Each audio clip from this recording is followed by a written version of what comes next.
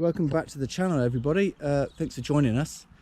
This is an impromptu video really for today. The plan was we were going to have Chris's Clio 182 Turbo up as part of one of our video diaries. Obviously it's just recently had a 6-speed gearbox change, which you'd have seen on our Instagram page. At the moment we're still waiting for his custom drive shafts to appear, so we thought it'd be better to do a single video diary for that car once that's all been completed and it's back on the road. Chris has had that car for 10 years and it's a really amazing car. It's not a Meglio conversion, it's actually a Clio 182 with a turbo added to it, and all the work that Chris has had to do over the years to make sure that that works out for him. So we'll do a diary on that one itself, its engine, it's some of the work he's done on the chassis and the brakes and everything else, and Chris can give us some feedback on that in a couple of weeks when hopefully we'll have the drive shafts in and the car's up and running. In the meantime, I thought we'd put one of our dailies up, which is my BMW M2 competition. We recently came back from a Thruxton Trackday, which we sort of did at the last minute, and myself, Matt and Chris all went along. Matt took his Audi TT RS, I took the M2, and Chris had the opportunity to drive both. So later on in this video you'll see some laps from that weekend. It was a bit of a mixed bag. Obviously it's quite early in the year, there's a fair bit of moisture in the morning, it was quite wet, and it started to dry up during the day, so it was quite interesting to see how our driving techniques and our lines changed over that period of time. But yeah, we'll share that with you a bit later on in the video. Spec wise, I pretty much went overboard with it when I got this. The deal that I got from BMW was really good, and having the additional options on it really didn't impact the final payment or the monthly payments as much. So like I said, I've really focused this car to be my daily, so I've gone for the DCT gearbox in there, as you can see. A lot of people go, oh, why didn't you go for the manual? But quite honestly, day to day, getting in the car, going to work, not having to worry about changing gear, sitting in traffic, it's just brilliant. It's really good, it's really clever. You've got multiple adjustments on there in regards to shift change, a gear shift change.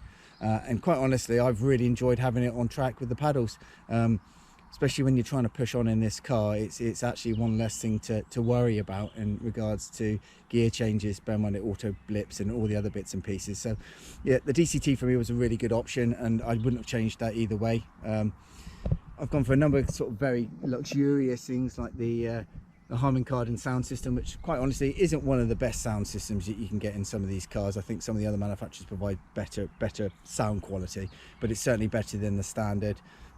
Gone for the blue stitching on the seats, gone for Tech Pack, gone for the comfort pack, so I've got the memory seats, I've got the wireless charging and all the other bits and pieces that go along with that.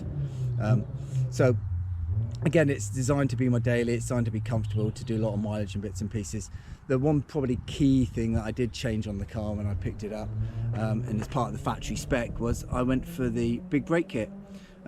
This car comes with 400 by 36mm discs on the front with a 6-pot caliper, and on the back, if I quickly run across here, we've got 370mm by 36 with a 4-pot caliper. I have to say, on track, this thing is awesome on the brakes, and the amount of effort you don't have to put in and the lateness you can brake, you can pretty much catch most people just on braking alone, let alone anything else. And I think it's probably one of the best sort of things I've decided to buy as part of an optional extra. I've really enjoyed having the big brake kit on this, and it's certainly helped us with deciding how we're building some of the other cars. The other main key thing that we changed on this car is I put the 4S, Michelin 4S sport tyres on here. Quite honestly, I've had them on other cars. They are just brilliant. They're a great all-round tyre. They're really good for all year weather use. They're really great on track, especially Thruxton, where you have, where we went there and we had mixed weather in regards to it being wet in the morning and sort of warm and drying up in the afternoon. These ones have started to see better days. As you can see, we've got a fair bit of wear on them. They're still legal just, but I don't think we'll be seeing many more track days out of them, and it's something that I'm going to have to change over the coming months. The main sort of differences with the competition over the standard car is that it's got basically a rose jointed back end on it. It doesn't use any of the bushing that the standard M2 car had, and it just gives you a little bit more feel through your bum. It feels a lot better when it's on the edge of traction. You really feel it, and you can basically adapt your driving to support it. BMW obviously insist on having these ginormous chunky fat steering wheels in there, which quite honestly I don't mind. I quite like them, but obviously it's electrically assisted. so you do lose a little bit of feel. But saying that, I think it's better than some of the other modern cars that I've tried over the recent years. And the other main key thing that the M2 competition had over the standard M2 is the change in engine. So this car obviously has the M3 M4 engine of its time. This is the twin turbo 3-litre engine, and in M2 competition form just produces just over 400 horsepower. It's slightly detuned over the M3 and M4, probably because it doesn't want to be too competitive, but also I suspect it's to help with some of the cooling, being in the smaller car as well and having to wedge this in. Obviously you get this lovely carbon fibre strut brace, which I think is awesome, and I spend more time cleaning that than I do the outside of the car. So I think it's a perfect combination. I know the CS came out as the run-out model and had a little bit more horsepower, but it was based on this engine. You know, the standard original M2 had a single turbo engine, which is out of sort of the N55, N54 format, which you'd also see in the earlier sort of 135i. So it wasn't overly special, but this engine really roars. You know, it revs high for what it is.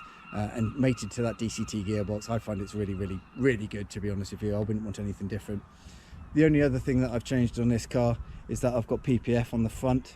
I've done that to the bonnet and the bumpers and the headlights, mainly because it takes so many stone chips. I think you've probably seen from Chris Harris and other reviews that his M2 CS just got an absolute battering on the front. Certainly the bottom valance here as well. It gets hit all the time. The bottom edge of that valance is actually rougher than the road below it, to be honest with you.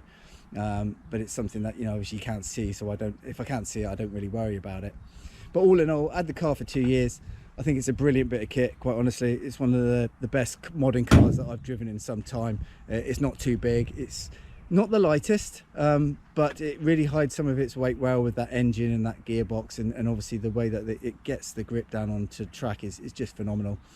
So what we're doing now is we're going to hand over to some of the laps that we had last week at Thruxton. Obviously starting with a couple of sort of damper laps, ending with a real good battle that I had with an E30 race car that was on track, and the two of us went round sort of toe to toe for a few laps until the marshals thought that it wasn't a good idea for us to do that, and then dragged us in. But I hope you enjoyed the laps. If there's anything you want to know about this car, or you've got an opinion about it, please give us a shout in the comments. Anything that you want to mention about the track, obviously anything constructive, please let us know, and hopefully we'll see you soon at the next video. Thanks for watching. Cheers.